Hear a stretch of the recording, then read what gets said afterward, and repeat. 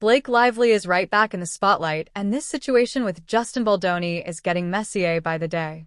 Imagine sitting together, hearing all of this unfold in real time, because this trial is no longer just another celebrity headline. People are already comparing it to the Johnny Depp versus Amber Heard case, but many are saying this feels different, more layered, more psychological, and far less straightforward. Right now, the case is entering the final stretch before trial preparation fully locks in. That means both sides are heavily focused on shaping what evidence a jury will actually be allowed to see. Arguments are being made, strategies are being adjusted, and every detail is being positioned carefully for impact. Blake Lively's side has been framing her as someone who has been waiting for this moment, finally ready to speak out after everything she has allegedly experienced. Her legal team has also described her situation as an example of the weaponization of the internet, which sounds powerful, but also raises questions about how that framing connects to the actual facts of the case. Then the narrative takes another turn with the introduction of a psychological concept called betrayal blindness. In simple terms, it refers to the idea that people can fail to recognize mistreatment while it is happening, often normalizing or minimizing it until much later. Blake Lively's team is reportedly using this idea to interpret early interactions between her and Justin Baldoni, suggesting that early discomfort may have shaped how she later understood the situation. One example being discussed is an early comment attributed to Baldoni about being circumcised, which Blake reportedly found uncomfortable. Her experts argue that moments like this contributed to a sense of unease that developed over time. That interpretation, however, is where opinions start to split sharply. Critics argue that film sets are complex, informal environments where conversations can be casual, unfiltered, and sometimes awkward, especially when cast and crew are trying to build on-screen chemistry. From that perspective, some people question whether isolated moments are being reinterpreted through a much more serious lens in hindsight. Justin Baldoni's side appears to be responding by pushing for more transparency, suggesting that if specific interactions are being raised, then all witnesses and surrounding context should be examined openly. That approach is often seen as a sign of confidence, since full disclosure can either strengthen or weaken a case depending on what actually emerges. Meanwhile, Blake Lively's team maintains that she remained on the project out of a sense of responsibility, claiming she did not want to disrupt production or create consequences for the cast and crew. They frame her position as being caught between personal discomfort and professional pressure. However, that argument has led to increasing skepticism among some observers, especially because Blake Lively is not viewed as someone without power or leverage in the industry. With her level of influence, connections, and career status, people question how constrained her options truly were. As more claims circulate about production decisions, internal dynamics, and who is responsible for what behind the scenes, the situation becomes even more complicated. Some allegations suggest that not all communication around production issues has been fully transparent, which has only intensified public scrutiny. Once credibility becomes part of the discussion, every previous detail gets re-examined through a more critical lens. At this point, both sides are locked into a process where perception matters almost as much as evidence. Justin Baldoni's team is positioning themselves as wanting full openness, while Blake Lively's side is emphasizing context, emotional impact, and lived experience. And as the trial approaches, it is becoming clear that this is no longer just about one project or one interaction. It has turned into a much larger battle over narrative, interpretation, and public belief. What's being discussed next in this case is where things get especially intense, because now even specific pieces of evidence are becoming central to the dispute. One of the most controversial points being argued over is a video related to a birth scene. Blake Lively's legal team is reportedly asking for it to be sealed, meaning they want to limit who can see it in court, while Justin Baldoni's side is pushing for full transparency, arguing that everything should be shown to the jury. And that immediately raises the question everyone is circling around. Why does one side want it protected, while the other side wants it fully presented? Depending on how it's interpreted, it could either support Blake Lively's version of events or significantly weaken it. That uncertainty is what's making this stage of the case feel so unpredictable. From Blake Lively's perspective, her team has reportedly described the material as deeply personal and argued that privacy concerns matter, especially given the sensitive nature of a childbirth-related moment. On the other hand, Justin Baldoni's team is framing it very differently, suggesting it is a natural, emotional scene that has been taken out of context, and that there is nothing inappropriate about it when viewed in full. That difference in framing is really where the conflict sharpens, because now it's not just about what the footage contains, but what meaning each side is trying to attach to it. One side is emphasizing emotional impact and personal discomfort, while the other is emphasizing context and normalcy. If the jury ultimately sees the material and interprets it as a standard, non-inappropriate moment, then critics argue it could raise questions about how strongly other claims in the case should be interpreted. In high-profile trials, perception often builds in layers, and once doubt enters the picture, it can affect how other evidence is viewed. There are also broader discussions emerging around consistency in how events have been described by different sides. Some reports and arguments suggest there may be differences between private accounts and later public framing of certain interactions. If that becomes a focus during trial, it could shift attention from individual incidents to overall credibility, which is often a critical factor in jury decisions. At the same time, observers are pointing out that both sides appear to be shaping a larger narrative around their own interpretation of events. Blakelively's team is emphasizing emotional experience, discomfort, and impact over time, while Justin Baldoni's side is focusing on context, intent, and direct interpretation of specific moments. That's why this stage of the case feels so volatile. It's no longer just about isolated incidents. It's about which overall version of events the jury finds more believable when all the pieces are put together. If that framing is accurate, then this whole situation may not just be about harassment in the simplest sense. It starts to look more like a mix of creative disagreements, control over production decisions, and a deeper power struggle behind the scenes. And that makes everything significantly more complicated because the central question shifts.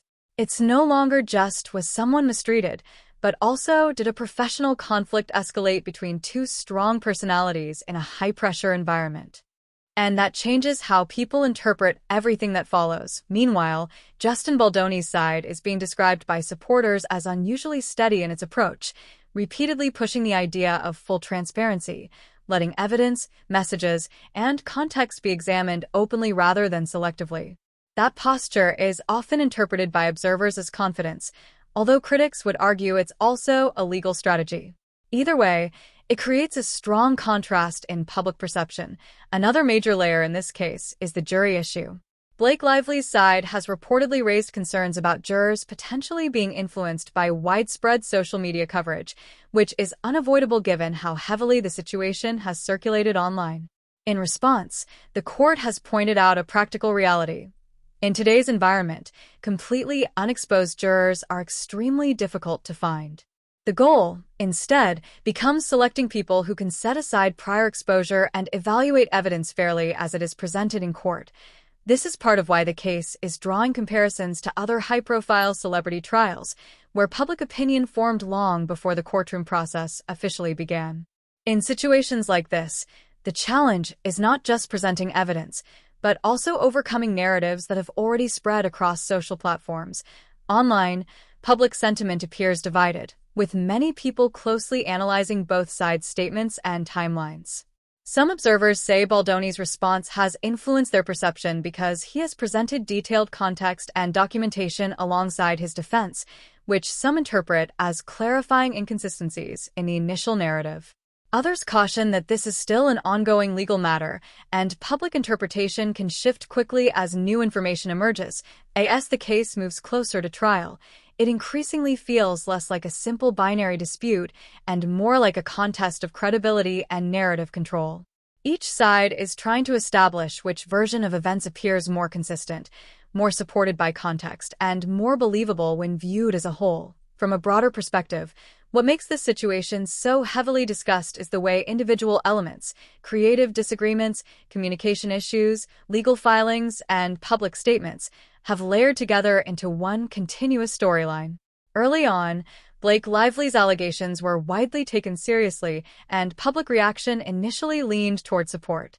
But as additional context and responses entered the conversation, public interpretation became more divided. Now, instead of a single dominant narrative, there are competing interpretations being debated in real time. Blake Lively's side is focusing on emotional impact, lived experience, and interpretation of behavior over time. Justin Baldoni's side is focusing on context, intent, and documentation meant to clarify specific moments. At this stage, the outcome feels increasingly dependent not just on what happened, but on how each side's overall story holds up under scrutiny when placed side by side in a courtroom setting.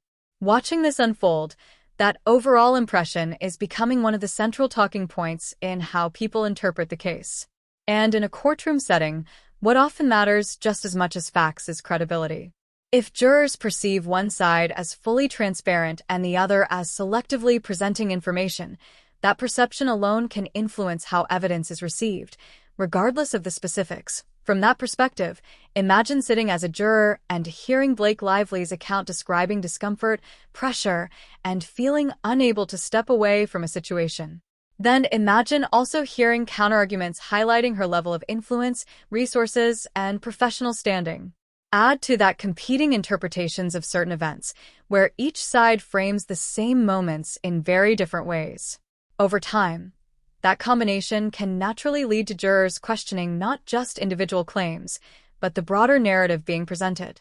And that is where credibility becomes a critical factor. On the other side, Justin Baldoni's legal approach is being described by observers as relatively restrained and methodical. Rather than reacting with constant public escalation, his side is often characterized as allowing information, evidence, and context to surface through formal legal channels. Supporters interpret that as confidence in transparency, while others see it as a strategic legal posture. Either way, it creates a noticeable contrast in how both sides are perceived. The jury issue remains another major point of discussion. Blake Lively's team has expressed concern about potential bias due to extensive social media coverage, which is understandable given how widely the case has circulated online. However, in practice, completely unexposed jurors are increasingly rare in high-profile cases. The realistic goal becomes identifying individuals who acknowledge prior exposure but are still willing to evaluate evidence objectively during trial. That reality is why this case is often compared to other widely publicized legal battles where public opinion formed long before courtroom proceedings began. Once narratives spread online, they don't disappear. They simply become something jurors must consciously set aside when evaluating evidence. Public sentiment itself also appears to have shifted over time. Early reactions tended to lean more toward initial allegations as they surfaced, as is common in high-profile disputes. But as additional context, responses, and counterclaims entered the public space, opinions became more divided and less unified than at the beginning. At this stage, instead of a single dominant narrative, there are competing interpretations being debated simultaneously. One side emphasizes emotional experience, perception, and impact, while the other emphasizes documentation, context, and sequence of events. Each audience tends to prioritize whichever framing they find more convincing. As the case moves closer to trial, the focus is increasingly shifting from isolated incidents to the broader question of which overall narrative appears more consistent when viewed as a whole. That is where courtroom persuasion often becomes as important as the underlying facts themselves. What makes this situation particularly closely watched is the way it combines legal arguments with public narrative building in real time. Each filing, statement, and development is not only part of a legal process, but also part of an ongoing public interpretation of the story, and as it stands, the trial phase is being viewed less as a simple resolution point and more as a moment where these competing narratives will be tested directly against each other in front of a jury.